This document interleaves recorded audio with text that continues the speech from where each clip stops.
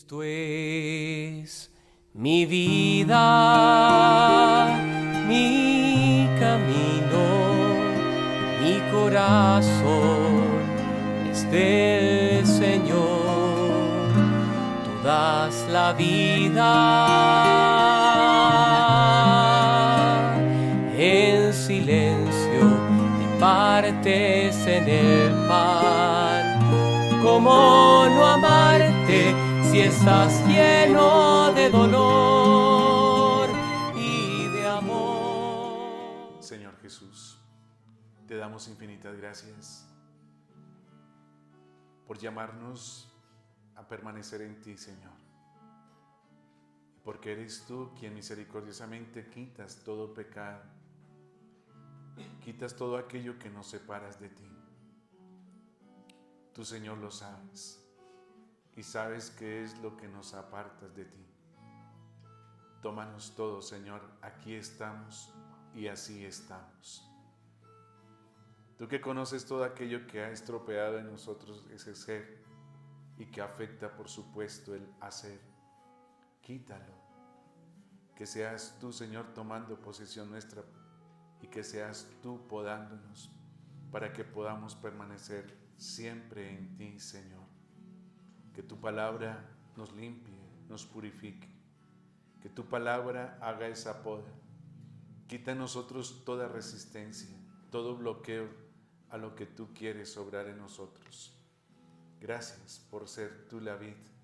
Gracias porque nos ayudas a permanecer siempre en ti, Señor. Espíritu Santo, Espíritu Santo,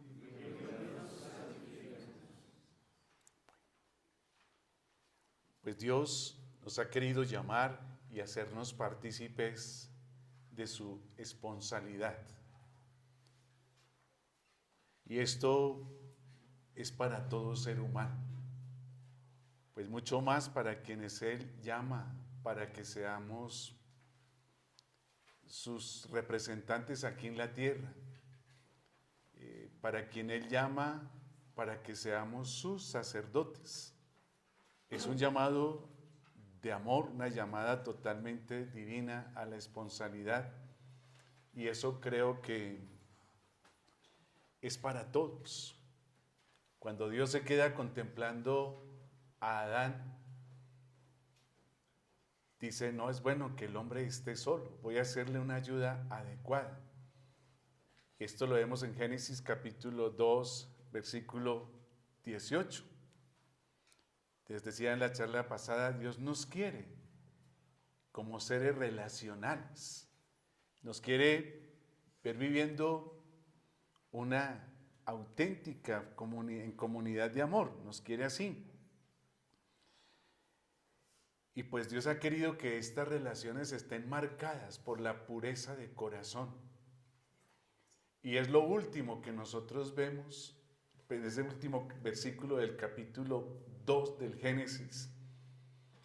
Cómo hay una pureza de corazón en Adán y Eva, que no sentían vergüenza de sí mismos, ni tampoco vergüenza el uno del otro, en esa pureza de corazón, en esa virginidad de corazón. Pues Dios nos ha querido hacer de esa manera, a su imagen y semejanza. Eso es lo propio, es lo esencial al ser humano, porque a veces queremos creernos y de pronto también hacer creer a los demás que el pecado forma parte de nuestra esencia, y eso no es así. Es el enemigo que nos sigue sembrando la cizaña y que nosotros no la creemos, que tengo derecho a pecar. No, tengo derecho a un perdón y a levantarme, pero derecho a pecar jamás. Es que eso no forma parte de mi esencia. Mi esencia es, como ser humano, imagen y semejanza de Dios. Es decir, mi esencia es la perfección, es la santidad, pero no el pecado. Y por eso Dios nos ha querido crear en ese estado de pureza tan grande, precisamente para vivir esa esponsalidad. Y el enemigo es el que viene a estropear y a torcerlo todo, y esto nos ha causado pues grandes estragos. Y cómo esa responsabilidad se aprende precisamente viviendo la comunión con Jesús. Es lo que vemos, por ejemplo, en el Evangelio de San Marcos, capítulo 3, versículos 3 al 15. Él llama y dice, llamó a los que Él quiso para que estuvieran con Él. Sube, llama. Es Dios que hace esa llamada tan amorosa para que permanezcamos con Él, para estar con Él. Y después pues nos envía, hace un envío. Lo primero es que permanezcamos con Él y que siempre estemos con Él, para estar con Él. Y esa convivencia pues es lo que va a marcar precisamente nuestro corazón, nuestro estilo de vida. Y el problema es que a veces tenemos, por la debilidad que hay en el ser humano, a permanecer en el mundo y no a permanecer en Dios. Y pues eso nos ha traído bastantes problemas. Y muy dolorosos. Y no solamente para nosotros, sino sobre todo para las víctimas. Y eso pues se lleva una cadena de personas por delante por no aprender a estar con Él. Es muy diciente como Jesús lo está diciendo. Y si hoy en la formación para los seminaristas se insiste en esa primera etapa, ¿sí?, de discipulado, es que es para estar con Él, es para permanecer con Él. Si yo aprendo a estar con Él, por supuesto que aprendo a estar con los demás, a estar incluso también con los enemigos. Aprenderé a convivir, a compartir con los demás. Por eso Jesús está invitando precisamente a ese permanecer con Él, ya como lo cantábamos al inicio, muy unidos, como el sarmiento está unido a la vid, como la rama se une al tronco, así también la unión ha de ser viva y real. Esta parábola que Jesús nos regala es que es muy diciente. Si estoy bien unido a Él, si permanezco unido a Él, es que la savia divina, la savia trinitaria va a circular también en mi propio ser. Si hay una plena unión, si la vida divina está circulando por mi ser, pues eso se va a notar sencillamente en los frutos. Y los frutos pues es que son divinos. Es el fruto de la santidad, es el fruto de la perfección. Es el testimonio tan maravilloso que nos han dado los santos. Y ese fruto, la verdad es simplemente dejar actuar la semilla, en ese permanecer muy unidos a Él, y eso se va dando en el día a día, en la medida en que yo permanezca plenamente unido a Él. Por eso Jesús desde un comienzo nos quiso asociar para estar con Él, para permanecer en ese amor. Nos lo ha dicho así de una manera muy clara. ¿Sí? Yo soy la vid, ustedes son los sarmientos. Separados de mí no pueden hacer nada. Y es una comunión para vivirla precisamente desde la Eucaristía, como leemos en Juan 6:56, en ese discurso tan hermoso del pan vivo bajado del cielo. Es que el que coma mi carne y beba mi sangre habita en mí y yo en él. Es en esa comunión que yo lo como y es vivir una comunión, Él en mí, yo en Él. Eso es la unión que Dios quiere que vivamos, gracias a su entrega, a su sacrificio. Si vivo esa comunión, si vivo realmente la Eucaristía, permaneceré en Él. La cuestión es que si de pronto, con respecto a la Eucaristía, nos convertimos en asalariados, pero no en vivir la Eucaristía como lo que es, pues yo no me estoy uniendo a Jesús.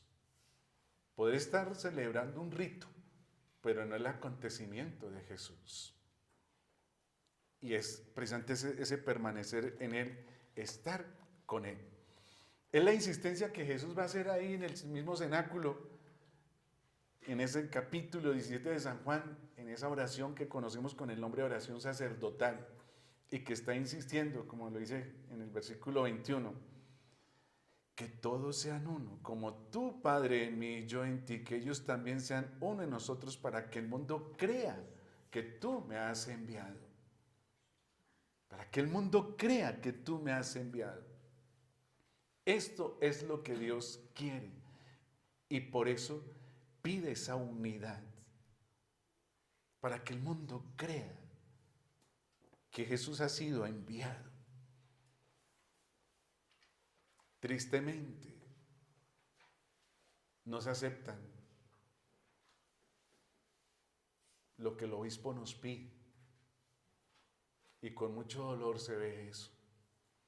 Porque hemos establecido parroquias de primera, de segunda, de tercera y demás categorías. Y no se aceptan las de inferior categoría porque hay menos ingresos. Porque nos hemos centrado de pronto en la parte monetaria, cuando el interés de Jesús es otro. Que creamos, que el mundo crea en que Él es el enviado. Y esto es fruto de ese permanecer en Él. Si hay un curita que permanece en el Señor, se van a ver los frutos. Ya hablábamos del cura de Ars. Supo permanecer unido a la vid.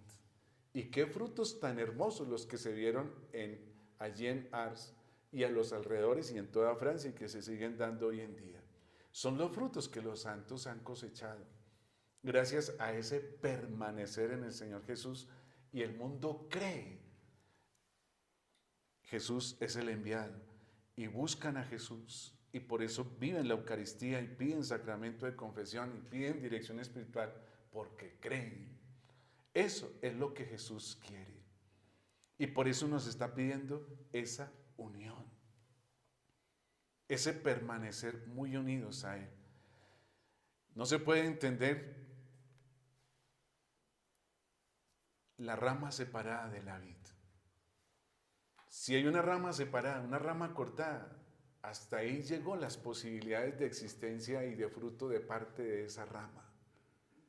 Si permanezco unido a Él, si como cuerpo de Cristo permanezco unido a la cabeza, en esa unión total que Dios quiere, cabeza y cuerpo, pues los frutos van a ser muy especiales. Dios nos ha creado en esa unión plena y total. Y el malo ha roto esa comunión del hombre con Dios. Y Jesús viene a restaurarla, que volvamos a esa comunión con Dios. Cristo siempre ha estado en nosotros, pero a nosotros nos cuesta reconocer esa unión. San Agustín en su proceso de conversión nos va a confirmar qué fue lo que hizo, descubrirlo precisamente allá y restaurar esa comunión con Él. Es que la semilla está siempre ahí, Dios está ahí y la comunión es reconocerlo y comenzar a corresponder a esa comunión viviendo como hijos de Dios y por eso podemos llamar a Dios papá, llamarlo papá.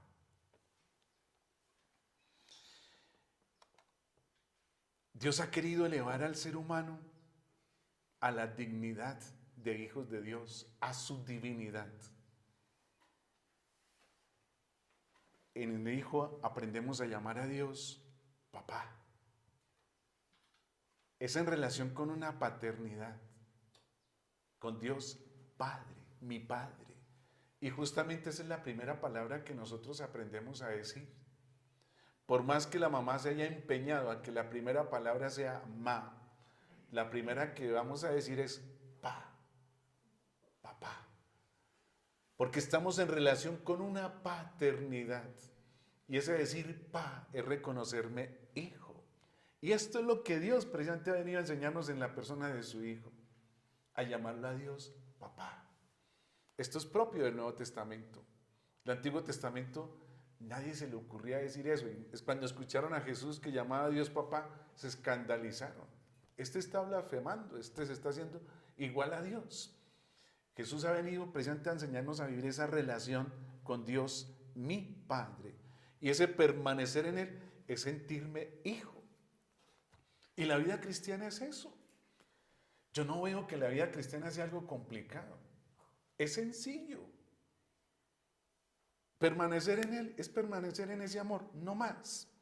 Y aquí me acuerdo de un testimonio de unos esposos que no pudieron conseguir hijos y fueron a China a buscar en adopción una niña. Y el día que recibieron su niña, felices con su niña, a jugar en el parque, a pasear con ella, a comer helado. Y en la noche la acostaron en medio de los dos, consintiendo a su niña. A la mañana siguiente, el señor tuvo que bajar al lobby del hotel y se llevó a la niña ahí en brazos y la niña miraba en la dirección que avanzaba su papá. Ahí en el lobby del hotel estaba la señora que cuidaba a las niñas. Esta niña, cuando ve a esa señora, inmediatamente se voltea hacia su papá y se agarra fuertemente al cuello y no se soltó hasta que retornó nuevamente a la habitación. ¿Qué entendió esta niña? Me van a devolver. Y no quería perder a su papá, ni siquiera han pasado 24 horas, ni siquiera un día completo. Y ya sabía lo que era ser hija, lo que era ser amada por un papá, por su papá, y no quería perderlo. Eso es la vida cristiana. Por algo Jesús nos dice, sean como niños. De los que son como niños es el reino de los cielos. Esta niña no tuvo que hacer ningún esfuerzo, ningún análisis, ni filosófico, ni teológico, para aferrarse al cuello de papá. Simplemente lo hizo y no se soltó. Eso es la vida cristiana. Ser hijos muy amados por Dios, dejarnos amar y permanecer en ese amor. Pero tristemente crecemos, nuestro raciocinio supuestamente crece, pero se desvía. Y ese amor de papá, que lo era todo antes, porque un niño soluciona fácilmente los problemas, y lo soluciona diciéndole, yo le voy a contar a mi papá. Así un niño soluciona los problemas. Pero crecemos y ese héroe, ese personaje que lo hacía todo, ¿en qué queda? El pobre Cucho. El Cucho que está desactualizado, que no sabe nada de redes, mucho menos de la IA. El pobre Cucho. Ser cristianos es permanecer en ese amor. Dios nos quiere ahí, en ese amor. Creo que hay problemas con la señal. No sé si fue que se apagó la Wi-Fi.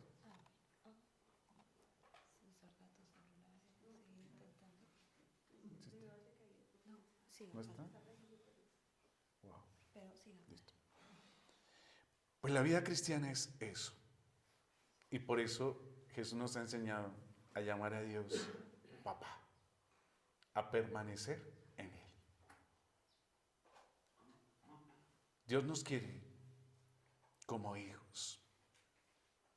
Y Él nos ha venido a enseñar precisamente cómo ser hijos, cómo vivir esa relación con Dios Padre. Cuando se vive en esa relación amorosa de hijo, nos estamos preparando para vivir en el amor de Dios. Y es lo que Jesús nos ha venido a enseñar, que permanecer en ese amor es prepararnos para las nupcias del Cordero. Y por eso nos viene a decir, ¿pueden acaso ayunar los invitados a la boda mientras el novio está con ellos? Mientras tengan consigo al novio, no pueden ayunar. Es que están viviendo la alegría, la fiesta. Y eso es la vida cristiana, es vivir la alegría de estas nupcias. No se puede entender un novio triste. No se puede entender el amigo de los novios tristes. Es en esa plena alegría. Si se permanece en el amor, hay alegría. Una alegría que está causada precisamente por la presencia del novio, que es Jesús. Y muy claro lo dice en la parábola, el novio, porque estamos en esta etapa de preparación para las nupcias. Y la vida cristiana es eso, es vivir esta preparación para esa celebración de bodas que el Señor está preparando en nuestro corazón. Y por eso nos ha querido llamar a nosotros para hacernos partícipes de su sacerdocio, para actuar en nombre de Él, in persona Christi. Si nos has llamado para estar con Él y para enviarnos, es para ser testigos precisamente de esa comunión con Jesús y que sea Jesús sencillamente actuando en nosotros. Nos convertimos en embajadores suyos. Por ese sacramento del orden actuamos en nombre de Él. No somos delegados. Es que estamos en unión con Cristo, que es la cabeza. Él es la cabeza. No se puede entender una cabeza separada del cuerpo, ni un cuerpo separado de la cabeza, sino en esa plena comunión con el mismo Señor. Pues Cristo es la cabeza. Nosotros, sus elegidos, ministros ordenados, es para hacer visible precisamente al que es la cabeza. Es para hacerlo visible ahí donde el Señor nos ha querido colocar. Si Él es el novio, es que es para hacer presente al novio ahí donde nos ha colocado. Es para que en esa comunidad se viva el noviazgo con el Señor Jesús. Somos los amigos del novio. Pero también si nos hace partícipes del sacerdocio, es que es para actuar en nombre del esposo. Pues esta elección tan amorosa que Dios hace de nosotros es para hacerlo visible a Él. Y aquí la pregunta que surge para nuestro examen de conciencia: ¿y si estoy haciendo visible a Jesús mismo ahí en la comunidad? Y para nuestro examen de conciencia en las completas, ¿y cómo hice visible al novio, al esposo, a lo largo de esta jornada? ¿Cómo hice visible el amor de ese esposo? Pues si nos llama para ser representantes, es siempre presidiendo la Eucaristía, estando en otros momentos, es para hacerlo siempre presente. Y es para toda la vida, hacerlo visible a Él. Por eso ese llamado es divino y es de alta responsabilidad, y también, por supuesto, es hermoso porque es divino. La responsabilidad que el Señor nos da es que es total, hacerlo visible ahí donde nos ha querido colocar. Él es el único sacerdote, es el único.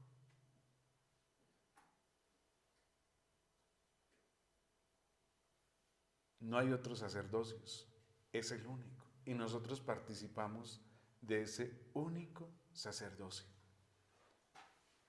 Así estés presidiendo, concelebrando, formamos parte del único sacerdocio. Es Jesús y es hacerlo visible a Él. Por eso el sacerdote va a actuar en nombre de Cristo. Es que esa esponsalidad es con miras a ese gran momento tan especial que Dios quiere celebrar con toda la humanidad. Es para vivir la esponsalidad, ¿sí?, las nupcias del Cordero. Dios así lo quiere. Y San Juan Pablo II nos ha dejado esta hermosa frase en Pastores Davo Vobis número 16. Es el Señor que nos ha elegido precisamente para actuar en nombre de Él. Nos dice: por su misma naturaleza y misión sacramental, el sacerdote aparece en la estructura de la Iglesia como signo de la prioridad absoluta y gratuidad de la gracia que Cristo resucitado ha dado a la Iglesia, por pura gratuidad. La gratuidad para con nosotros y la gratuidad con nosotros para el pueblo de Dios, por pura gratuidad. La verdad, somos un regalo de Dios para el pueblo. Eso es cada uno de nosotros. De esto aprendí a ser un poco más consciente en una misión en Guapi. Pues allí las comunidades son muy pobres, son comunidades ribereñas. Y para llegar de una comunidad a otra, el transporte es bastante costoso porque el valor del combustible se triplica. Y esos son galones que consumen estos motores fuera de borda y que es 45 minutos de un caserío al otro, el más cercano. Y en la Semana Santa en la que fui asignado allí, las dos comunidades vecinas reunieron billeticos, moneditas para pagarle al lanchero y que me llevara y me trajera. Y cuando llegué allí a esta comunidad, pobres, sus casitas de acuerdo a lo que se encuentra en la naturaleza, casas, sus paredes en bareque, los techos en paja, todo en tierra, muy limpio, muy ordenadito. Tocaron la campana cuando llegué, todos salieron a saludarme. Nunca me había sentido tan bien acogido como en esta comunidad. La idea que tengo es como cuando uno ha conocido esa comunidad y después de unos 5 o 10 años vuelve allí y que quieren saludar al amigo. Yo me sentí así, como el amigo, y dije, pero si es que no me conocen. Y yo estoy acostumbrado a que cuando llego, uno que otro saluda. Los amigos lo saludan a uno muy bien. Así me saludaron todos, niños, jóvenes, adultos. Y en la misa súper atentos, participativa esa misa. Y terminada la misa les pregunté, ¿cuánto hacía que no tenían Eucaristía? Padre, hacía 3 años. Claro, estaban felices de que el sacerdote llegara porque les aseguraba la presencia de Jesús en medio de ellos, porque iban a celebrar la Eucaristía. Ahí comencé a ser consciente, hola, nosotros los curas somos un regalo para la comunidad. Y eso comenzó a interpelarme y decir esto, eso me interpela. ¿Yo qué clase de regalo soy para ustedes en este momento? ¿Qué clase de regalo soy para la comunidad donde Dios me ha querido colocar? ¿Qué clase de regalo soy? Es que Dios ha querido precisamente hacernos partícipes de su sacerdocio, de lo divino, para el servicio de una comunidad. Es que es por pura gratuidad.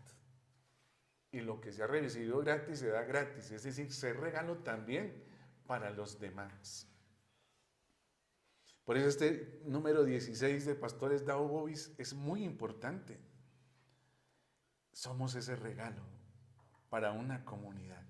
Y nos sigue diciendo el Papa San Juan Pablo II en ese mismo número, es que es para representar a Cristo cabeza, pastor y esposo de la Iglesia. Para representarlo a Él, cabeza, pastor y esposo. No es para elegir la que más nos convenga o la que menos me implique. Es que es para esas 3 imágenes tan hermosas, condiciones tan especiales de Jesús para con su amada iglesia. Cabeza, pastor y esposo. En el número 16 de esta exhortación apostólica. Esa amada esposa es su iglesia y nos ha elegido precisamente para representarlo a Él, para ser esposos de una comunidad. La verdad, no somos solterones. Y es llamados a vivir esa esponsalidad con esa iglesia en la medida en que lo representamos a Él. Si hay amor, hay felicidad. Y por eso hay parejas que son felices. Plenamente felices porque se aman. Pues Dios también quiere esa misma felicidad de su elegido, de su sacerdote, ahí en medio de esa comunidad, con esa amada esposa. Pues Dios así lo ha querido y nos quiere en ese amor tan especial con Él. La vida cristiana es prepararnos precisamente para las bodas de su Hijo. Mateo 22, 1 y siguientes. Por eso todos los profetas han venido preparando ese acontecimiento y nos ha colocado también a nosotros para preparar a su amada iglesia para las nupcias. Y los preparativos que se tienen para unas nupcias son especiales. Quienes se han casado lo saben. Y es pensar en todo. Pero primero, un permanecer en ese amor. Sí, yo lo amo, ella me ama. Si hay un amor que hace plenamente feliz, y es un amor real, pues es para toda la vida. Y aquí se trata de precisamente prepararnos y preparar a su amada iglesia para esas nupcias. Y esto llena de mucha esperanza, llena de muchas ilusiones. Aquellos novios que se preparan para su celebración matrimonial es que van con todas las ilusiones, jamás con la idea de fracasar, jamás. Ser el hogar más feliz, formar la familia más unida, más hermosa. Por eso el ministerio sacerdotal es para vivir en clave de amor. Es preparándonos para esas nupcias que Dios quiere. Y por eso, pues así nos ha querido llamar el Señor a ser parte de este ministerio tan hermoso. Dios quiere vivir esa unidad con todo el género humano. Nos lo recuerda la Iglesia a través de este documento Lumen Gentium, el número 1. Y quiere que la Iglesia sea sacramento. Así como se celebra el sacramento del matrimonio, porque es para hacer visible el amor esponsal de Dios, pues la Iglesia también es sacramento, para vivir esa íntima unión de Dios y el ser humano. Una unión tan real como lo quiere vivir en Apocalipsis capítulo 7, versículo 9. Esto es para vivirlo en la alegría. Si se vive esa plena comunión con el novio, pues hay verdadera alegría, verdadera felicidad. Juan 3:29. El que tiene a la novia es el novio, pero el amigo del novio, el que asiste y le oye, se alegra mucho con la voz del novio. Esta es, pues, mi alegría que ha alcanzado su plenitud. Es para estar en esa felicidad y en esa alegría. Nos lo dice también el profeta Jeremías, una imagen muy hermosa, 2, 1 y siguiente. Entonces Yahvé me dirigió la palabra en estos términos: ve y grita a oídos de Jerusalén. Esto dice: seguías en el desierto por tierra no sembrada. De ti recuerdo tu cariño juvenil, el amor de tu noviazgo. Ve y grita eso. Pues para eso nos quiere el Señor. Para gritar en las comunidades, allí donde nos ha colocado, ¿sí? De ti recuerdo tu cariño juvenil, el amor de tu noviazgo, cuando tú me seguías por el desierto, por tierra no sembrada. Es para gritar lo que tanto anhela Dios, unos esposorios. Eso es lo que anhela Dios con toda la humanidad. Y es para gritar eso en las comunidades. Ve y grita eso. Es decir, que si es para representar a Cristo esposo, es para gritar a las comunidades ese amor tan grande que Dios tiene por ellos. Y Dios es celoso, nos lo dice en 2 Corintios 11:2, pero es un celo sano, no es el celo típico que pone problema por todo, sino dice: celoso estoy de vosotros con celos de Dios, pues os tengo desposados, con un solo esposo para presentaros cual casta virgen a Cristo. Esos son los celos de Dios. Son los celos de una perfección. Son los celos de una novia santa, perfecta. Y Pablo, al decirnos esto, pues es que es el amigo del novio y también pues está sintiendo, experimentando el amor de ese novio, el amor del esposo. Por eso la iglesia es la desposada con Cristo. Y es para vivir una comunión muy real, en una unidad y en una armonía. Esto lo vemos en un texto que yo creo que muchas veces lo hemos proclamado en la celebración de los matrimonios. Efesios 5, 21, 24. Es un texto que trabajo aquí con los esposos, también lo retrabajo con los novios. Y alguna vez una parejita de novios me dijo: padre, nos gustaría que usted estuviera bendiciendo nuestro hogar el día de nuestro matrimonio. Pero eso sí, por favor, no vaya a usar ese texto. Es este que les presento ahí, Efesios 5, 21. Porque tiene una palabrita que produce un cierto escozor en los esposos. Y es esa: sumisos. Y esto, cuando lo predico aquí con los esposos, es genial ver cómo el esposo codea a la esposa para decir: ¿escuchó? Y algunos llegan a decir: no, es que sumiso eso era para nuestras tatarabuelas, que eran otras épocas. No, es que sumisión no significa esclavitud. No tiene nada que ver con servilismo, nada de eso. No recuerdo cómo se dice en griego esta palabra, que traducida al castellano es estar sujetado a. Eso es ser sumisos. Y el ejemplo más clásico de sumisión es nuestro propio cuerpo. Una cabeza bien sumisa, bien sujetada a un cuerpo, y un cuerpo bien sujetado a una cabeza. Y todo nuestro cuerpo está hablando de esa sumisión, de ese estar sujetado a un órgano con otro, ¿sí? Unas falanges bien sujetadas la una con la otra. Eso es sumisión.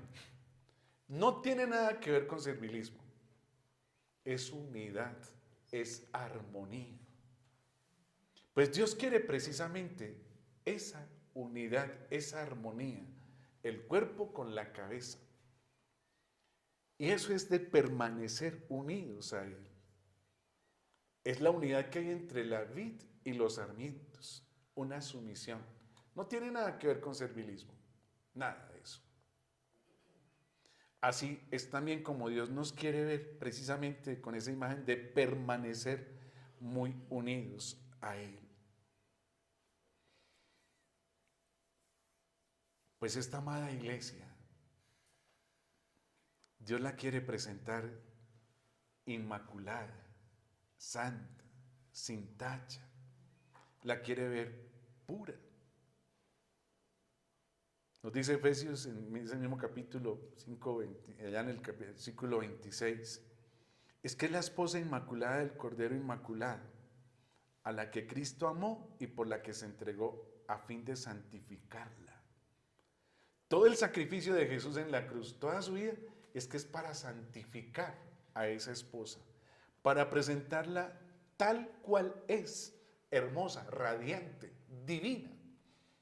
Esa es la esencia de la iglesia, totalmente divina. Es que Dios quiere celebrar una alianza eterna. Y por eso sus manos y sus pies clavados en la cruz para santificar a su amada esposa. Es que Jesús hizo esposo de la iglesia muriendo por su amada esposa en la cruz, para presentarla santa, inmaculada. Como el esposo ama hasta el extremo, hasta dar la vida por su amada esposa. Es un amor real. Es que es un amor de donación. Y es precisamente para que esa esposa vuelva a ese estado tan especial. Pues la iglesia está llamada a ser santa. Y Dios ha venido para santificarla. Y Dios quiere presentarla radiante, como debe ser. Esposa sin tacha ni arruga. Totalmente divinos, con esa eterna juventud que tanto anhela el ser humano. Y si se busca la eterna juventud es porque eso está en lo más profundo de nuestro ser. Y eso es lo que Jesús mismo viene a hacer en nosotros. Es para presentarla sin tacha, ni arruga, ni cosa parecida. Pues es el gran misterio de amor que tiene para con nosotros.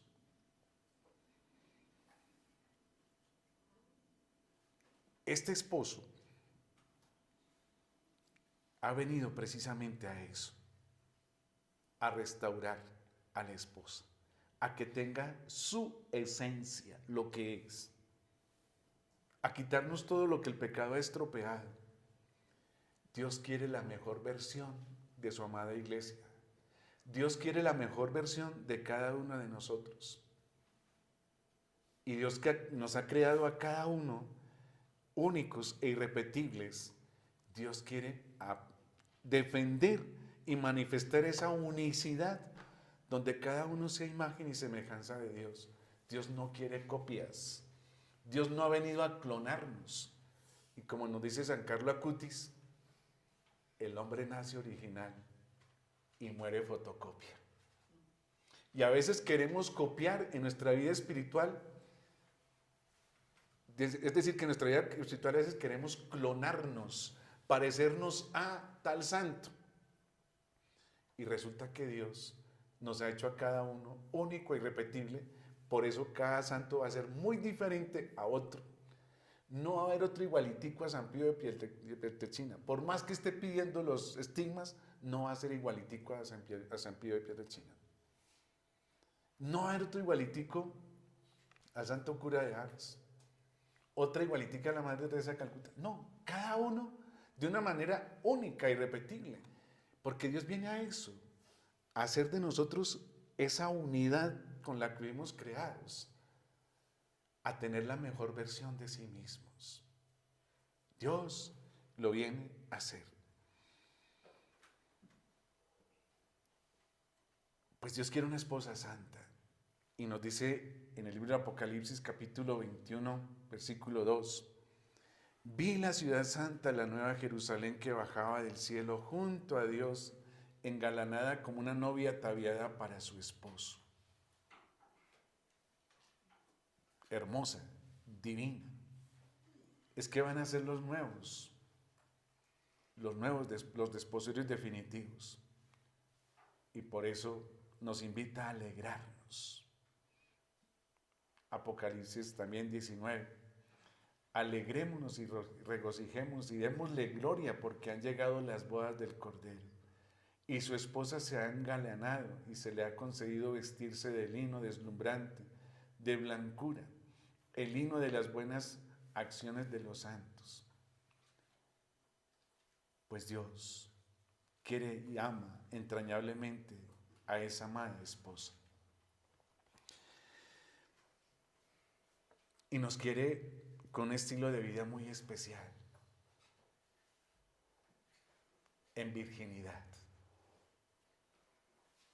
Y por eso el celibato es una respuesta muy hermosa para vivir en ese estado de castidad. Virginidad de corazón.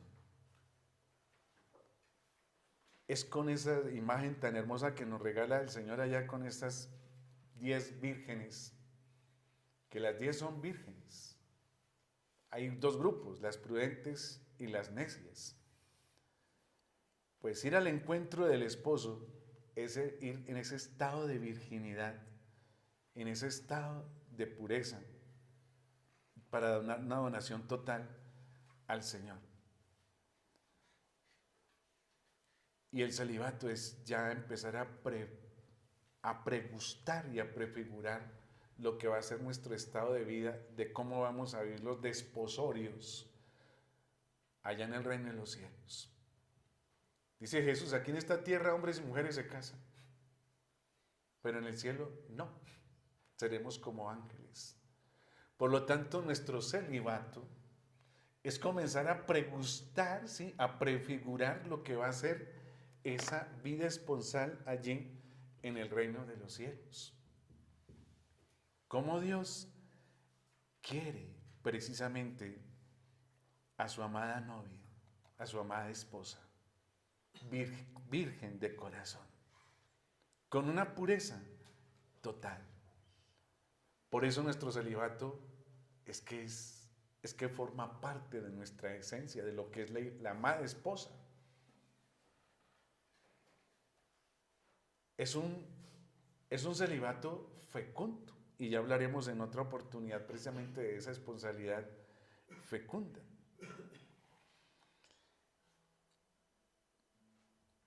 El que ama al Señor se une al Señor.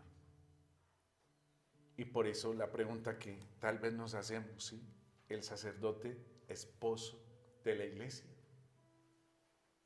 Sí, lo somos.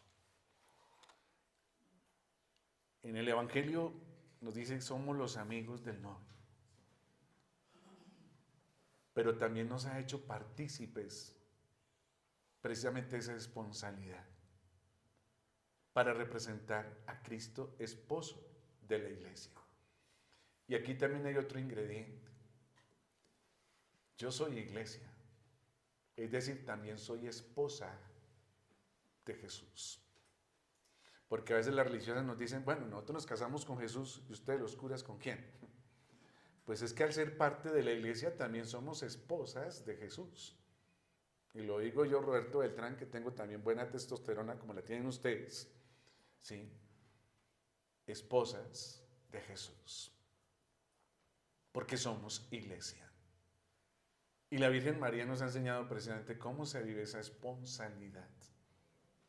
La nueva Eva vivió su plena esponsalidad con el nuevo Adán. Y Jesús, que es el nuevo Adán, pero viene a enseñarnos cómo se vive esa esponsalidad. Esa es la manera de Dios. Y cómo ese celibato se convierte precisamente en ese regalo para poder donarnos a todos y amar a todos. Pues bendito sea el Señor que nos llama para hacernos partícipes de su amor esponsal. Es que es para actuar en nombre de Él, in persona Christi, como esposo. La verdad, no somos solterones. Estamos bien casados, con una amada iglesia, con una amada comunidad, y nos quiere ver alegres, felices, en ese estado de vida, representando a Cristo esposo.